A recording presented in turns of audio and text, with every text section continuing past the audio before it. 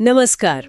आज हम बात कर रहे हैं भारत के इतिहास के एक बहुत ही, आप कह सकते हैं, तूफानी दौर की।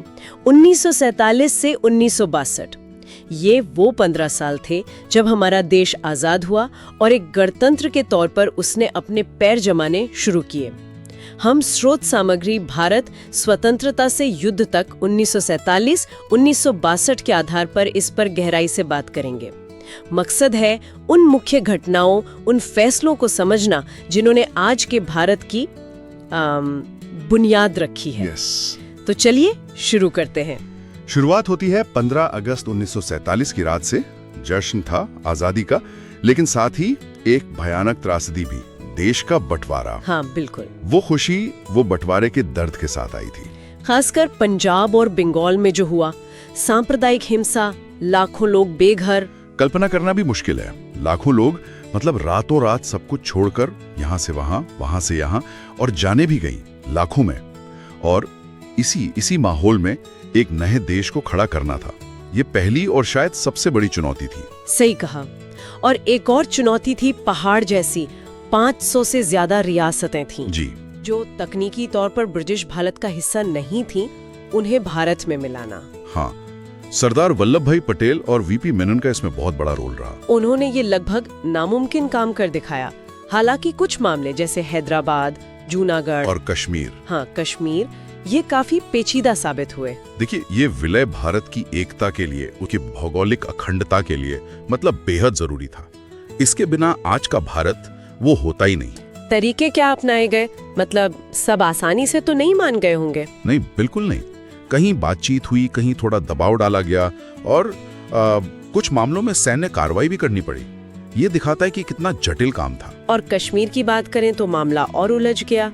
1947-48 में ही वो कबायली हमला हुआ। जी, और उसके बाद महाराजा हरि सिंह ने भारत में विलय की घोषणा की। और फिर तुरंत भारत पाकिस्तान के बीच पहली लड़ाई शुरू हो गई। हाँ, और उस लड़ाई का अंत हुआ संयुक्त राष्ट्र के दखल से। युद्ध विराम हुआ। नतीजा ये कि कश्मीर बट गया, एक नियंत्रण रेखा बन गई, जो खैर वो आज तक एक मुद्दा है। और जैसे चुनौतियां कम ही थीं, 30 जनवरी 1948 महात्मा गांधी की हत्या। हाँ, उस खबर ने पूरे देश को हिलाकर रख दिया था। एक नया आजाद हुआ देश और उसके राष्ट्रपिता की हत्या, बहुत बड़ा सदमा था ये। इन शुरुआती झटकों के बाद अब देश की नींव रखने का काम शुरू हुआ। संविधान। जी, संविधान सभा ने काम पूरा किया।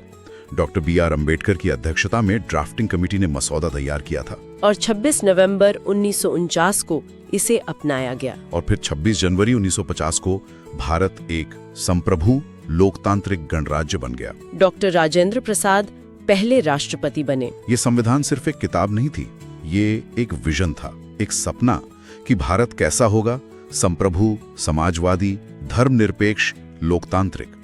इसने आगे की दिशा तय की। आर्थिक मोर्चे पर पंचवर्षीय योजनाएं। पहली योजना 1951 में आई, नेहरू जी के नेतृत्व में।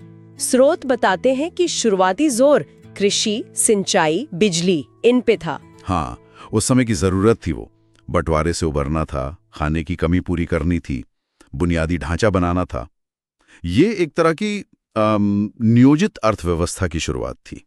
आत्मनिर्भर बनने का लक्ष्य था। बड़े उद्योगों पर जोर बाद में आया। और फिर आया लोकतंत्र का महापर्व, 1951-52 के पहले आम चुनाव। सोचिए जरा। हाँ, एक नया देश, करोड़ों वोटर, जिनमें ज्यादातर पढ़ना लिखना नहीं जानते थे, और सबको वोट देने का अधिकार।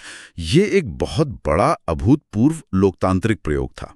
दुनिया देख रही थी कि भारत ये कर पाएगा या नहीं। कांग्रेस पार्टी भारी बहुमत से जीती थी। और इसी दौर में एक और बहुत बड़ा प्रशासनिक बदलाव हुआ। 1956 में राज्यों का पुनर्गठन। हाँ, भाषा के आधार पर। जी, भाषा के आधार पर। इसने भारत के अंदरूनी नक्शे को काफी हद तक वो शक्ल दी जो आज हम देखते हैं। हालांकि ये भी आसान नहीं था, इसमें भी विवाद हुए। अमेरिका और सोवियत संघ दो खेमे थे। भारत ने कहा, हम किसी के साथ नहीं। जी।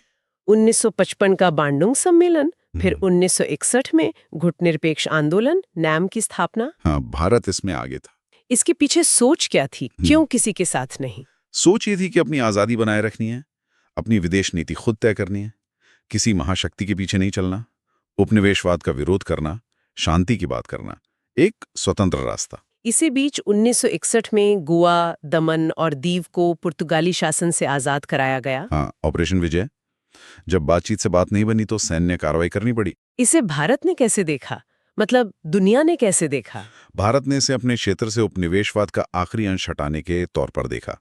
कुछ पश्चिमी देशों ने आलोचना की, पर भारत का स्टैंड साफ था कि हमारी जमीन है। लेकिन ये शांति का दौर, ये गुटनिरपेक्षता, 1962 में इसे एक बड़ा झटका लगा, चीन के साथ युद्ध। हाँ, सीमा विवाद था। लद्दाख में अक्साई चेन और उधर नॉर्थ ईस्ट में नीफा, जो आज का अरुणाचल है। ये विवाद बढ़ते बढ़ते युद्ध बन गया। और ये युद्ध भारत के लिए एक बड़ा सदमा था।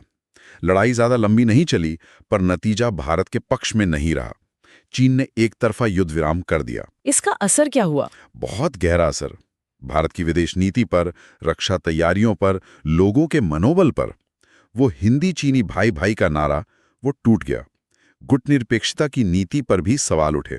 तो कुल मिलाकर देखें 1947 से 1962, ये 15 साल, इसमें आज़ादी की खुशी थी, बंटवारे का दर्द था, देश को जोड़ने की चुनौती थी, संविधान बना, लोकतंत्र शुरू हुआ, आर्थिक योजना आई, दुनिया में जगह बनाने की कोशिश हुई और फिर युद्ध का सामना भी करना पड़ा। बिल्कुल, एक तरह से आधुनिक भारत की पूरी कहानी की नींव इन्हीं 15 सालों में रखी गई। बहुत कुछ हुआ इन सालों में।